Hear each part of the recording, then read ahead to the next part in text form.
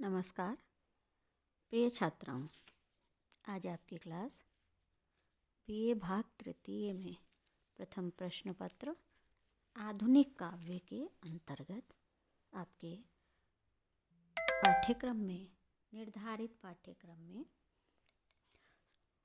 मैथिली शरण गुप्त की साकेत के नवम सर्ग और यशोधरा के 2 गीत निर्धारित हैं।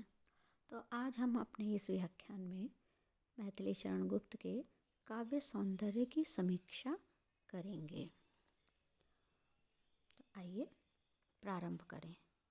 हिंदी साहित्य के इतिहास के अध्ययन से ज्ञात होता है कि हिंदी कविता कामिनी को रीतिकालीन प्रवृत्तियों के पंख यानी कीचड़ से आच्छादित मूर्ति का उद्धार करने का श्रेय, जैसा कि हम जानते हैं, भारतेंदु हरिश्चंद्र को, आधुनिक काल के पुरोधा और आधुनिक गद्य काल के जनक भारतेंदु जी को है।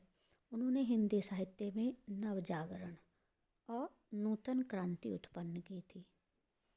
किंतु ये जो हिंदी साहित्य की मूर्ति है, इसको सजाने और उसे नवीन युग की चेतनाओं के आभूषण से मंडित करने यानी उसके सौंदर्य को निखारने का श्रेय श्री मैथिली शरण गुप्त को जाता है। आधुनिक युग के प्रथम सोपान में काव्य साधना का प्रमुख और एकमात्र विषय जन जागरण ही था।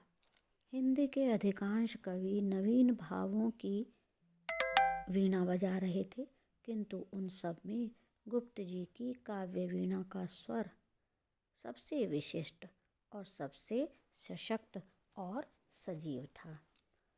गुप्त जी हमारी हिंदी काव्य धारा के प्रतिनिधि कवि हैं। उनकी रचनाओं में मानव जीवन का संदेश है, इसके साथ ही अतीत का गौरवगान है, आदर्श पुरुषों का चरित्र उत्थान है और उसके साथ ही काव्य में राष्ट्रीय विचारों का सौंदर्य है, मानव अंतस की अंतरतम प्रवृत्तियों का मार्मिक उद्घाटन है, राष्ट्र का पुनः स्वतंत्रता प्राप्त करने के लिए जागरण और उद्घोष है। गुप्त जी की काव्य साधना का मुख्य केंद्र बिंदु मानव है। उन्होंने अपने काव्य में मानव और मानव समाज की उन भावनाओं को स्थान दिया जो एक युग की ना हो करके युगों युगों की हैं। हमारी संस्कृति की गरिमा को मंडित करने का काम भी किया। शाश्वत और चिरनवीन सभी मान्यताओं और मूल्यों की स्थापना की। उनके काव्य कथानक पुराने अवश्य हैं, पर उनमें आधुनिक युग की नवीन समस्याओं का समाधान हमें मिलता है। गुप्त जी का काव्य इस प्रकार भाव और संपदा की दृष्टि से अमर साहित्य माना जाता है। अध्ययन की दृष्टि से किसी कवि विशेष की काव्यगत विशेषताओं को हम भाव पक्ष और कला पक्ष 2 वर्गों में विभाजित करके देखते हैं। भाव पक्ष के अंतर्गत हम कवि को की काव्य साधना में प्रतिपाद्य विषय, रस योजना, प्रकृति चित्रण आदि का अध्ययन करते हैं, और वहीं उनके साहित्य में या काव्य में कला पक्ष के अंतर्गत हम कवि की भाषा, शैली, छंद, अलंकार आदि योजना का अध्ययन करते हैं। अब हम यहाँ गुप्त जी की भावगत यानी भाव पक्षीय विशेषताओं पर चर्चा करेंगे। मैथिली शरण गुप्त की काव्य साधना का प्रारंभ और विकास द्विवेदी युग के जन्म और विकास के साथ साथ हो जाता है। यानी आधुनिक युग में द्विवेदी युग के प्रतिनिधि कवि थे और मैथिली शरण गुप्त, और इसीलिए उनके काव्य में स्वदेश प्रेम, अतीत का गौरवगान और गांधीवादी विचारधारा के प्रति एक श्रद्धा और सम्मान का भाव, राष्ट्रीय एकता का समर्थन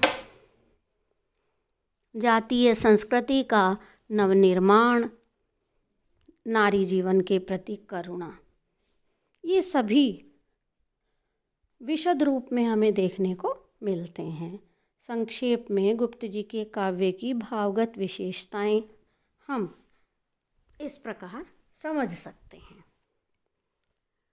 पहली है भक्ति भावना। गुप्त जी के जीवन एवं उनकी काव्य साधना का उद्भव और विकास वैष्णव भक्ति संस्कारों की छत्र छाया में हुआ, इसीलिए उनके काव्य में भक्ति भावना के स्वर भी मुखरित होते हैं। गुप्त जी वैष्णव भक्ति के हैं और राम भक्त कवि हैं। राम भक्ति उनकी परिवार में एक प्रकार से कुल की परंपरा रही है। उनका कुल रघुवीर का चाकर था।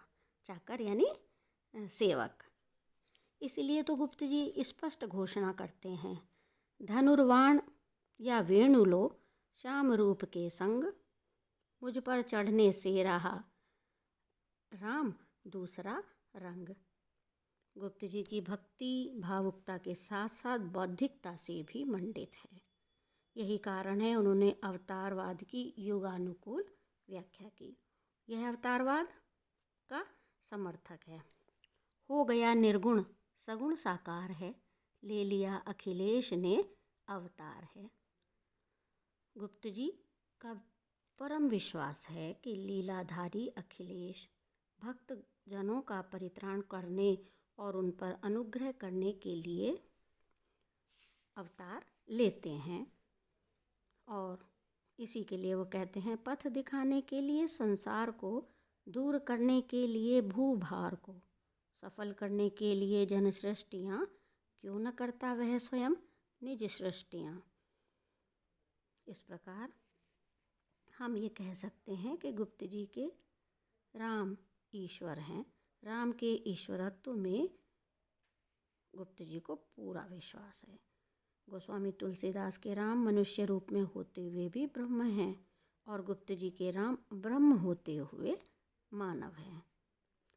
दूसरा हम देखते हैं उनके काव्य में राष्ट्रीय भावना। गुप्त जी का काव्य राष्ट्रीय भावना से युक्त है।